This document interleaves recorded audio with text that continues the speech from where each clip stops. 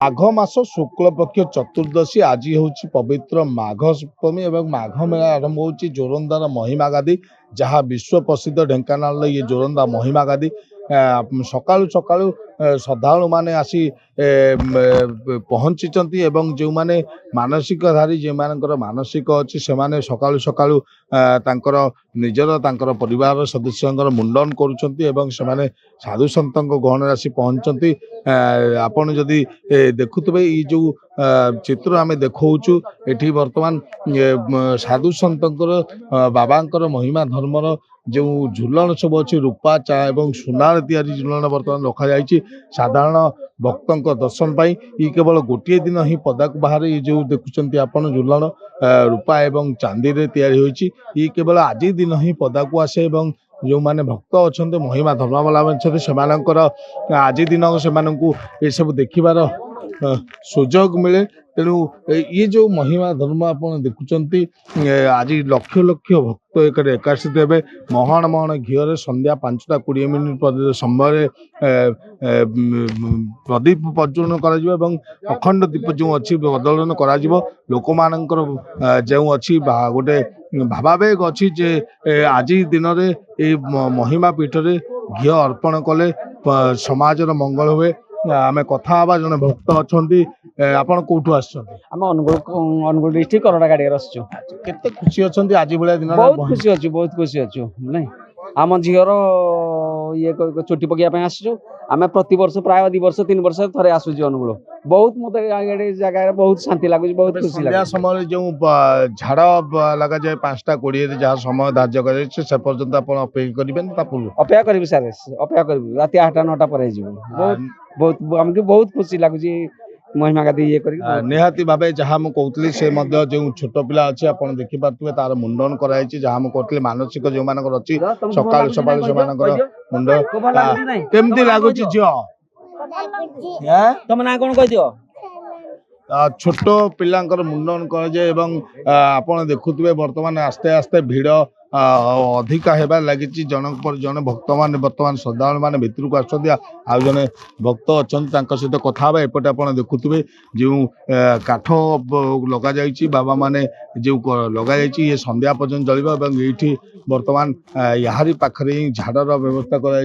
जो मैंने भक्त आसुँच से सहित आम निश्चिंत भाव आउ कि भक्तों सहित कथा हवा जो मैंने अच्छा सहित कथा हवा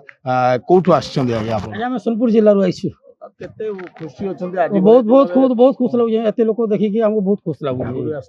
आगुर नै फास्ट टाइ आइ छै हां तो संध्या बेले जो झाड़ दीप होबो से झाड़ आपन मध्ये घिए देबा हां हां हां प्रस्ताव छै या घिए देबी संध्या रे देबी याद भी देलुडी निहाती भावे से जो माने अछंती महिमा धर्मावलंबी बा जो माने आसीचंती एठाकू जोरंदा पीठ को ये भली व्यवस्था को देखिया पई से माने मध्य घियो दान करती एवं सेमानकर घियो दान रे जो महन महन घियो दान हुए से घियो दान रे झाड़ दीपर प्रज्वलन करा जाए आपण देखि पारथुबे ये जो काठगंडी लगी एठी भक्त माने किभली बाबांकर आशीर्वाद नेउचंती एवं बाबांकर आशीर्वाद नहीं बाबा कौन कौन सब उपचार आज करा जाए आज भलिया दिन रे आज महाप्रभु उद्देश्य भक्त माने घृत झुणा घी नड़िया कदली अखंड ब्रह्मधुनि रे आने दियंती जगतर मंगल पाई विश्वर मंगल पाई समस्त ये विश्व ब्रह्मांड अनंत कोटि जीव सृष्टिर कारण अनंत कोटि जीव को प्रभु कल्याण करंतु साधु माने यही कल्याण बांछी समस्तंकर मंगल पांचंती निहाती भाव समस्त मंगल पाई जगतर कल्याण पाई जगतर उद्धार पाई आज घी दान कर जगतर उज्जवल पाई झाड़र दीपर प्रज्वलन कर ये बाबांकर आशीर्वाद नौ बाबांकर बाबा आशीर्वाद दौरान आम कथा हवा बाबा सहित कौन रही आज दिन महात्म्य एवं बाबा प्रणाम आज आज दिन में जो झाड़ प्रज्वलन हम संध्या बेले कौन तार महात्म्य रही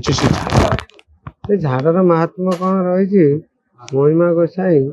महिमा धर्म प्रचार प्रसार निमंते ये जो आत्मज्ञान द्वारा काय मन वचन जहाँ किसी महाप्रभुकर सेवारे जो शरीर प्रभु तैयारी कर संसार ସବୁ ଶରୀର ମାଧ୍ୟମରେ ପ୍ରଭୁଙ୍କର ସେବାରେ ଆମେ ସମସ୍ତେ ଲାଗିଛେ। କାୟ ମନ ବଚନରେ ଯାହା କିଛି ଦୋଷ ଅପରାଧ କରିଛନ୍ତି ସର୍ବଦୋଷ କ୍ଷମା ପାଇ ଆମର କହିଲା କରିଅଛ ଯେବେ ଦୋଷ ଜଣାଅ ଶିଗୁରୁ ପାଶ ଛେଦି ହୋଇବ କର୍ମଶ ଅପରାଧ ହେ ଭାଗ୍ୟ ଥିଲେ ଧାର ଧାର ପଦ୍ମ ପାଦ। ତେଣୁକରି ପ୍ରଭୁ କହିଲେ ଦିଅ ତ ଚରଣାର ବିନ୍ଦେ ଦିଅ ତ ମୁଖାହାର ବିନ୍ଦେ। ପ୍ରଭୁଙ୍କର ମୁଖ ହେଲା ଅଗ୍ନି। ସେ ଅଗ୍ନିରେ ଯାହା କିଛି ଘୃତ ପରିବା ଆଉ ଘିଅ ସବୁ ଦେଇ ପ୍ରଭୁଙ୍କ ମୁଖରେ ପ୍ରଭୁ ସବୁ ସେଗୁଡ଼ା ଖାଇଯିବ, ଅଗ୍ନିରେ ପୋଡ଼ିଯିବ। ତାପରେ କ'ଣ ହବ ନା ସେ ପ୍ରଭୁଙ୍କ ପାଖରେ ଶରଣ ମାଗିବେ, କ୍ଷମା ମାଗିବେ। ପ୍ରଭୁ ଜ୍ଞାନରେ ଅଜ୍ଞାନରେ ଆପଣଙ୍କ ସେବାରେ ଏ ଆତ୍ମା ଯାହା କିଛି ଦୋଷ ଅପରାଧ କରିଛି ଆଉ ଆପଣ ଆମକୁ କ୍ଷମା ଦେଇ ଆଉ ସେହି ସତ୍ୟ ନୀତି ନିୟମରେ ଆପଣଙ୍କ ସେବାରେ ଆମକୁ ନିୟୋଜିତ କରନ୍ତୁ।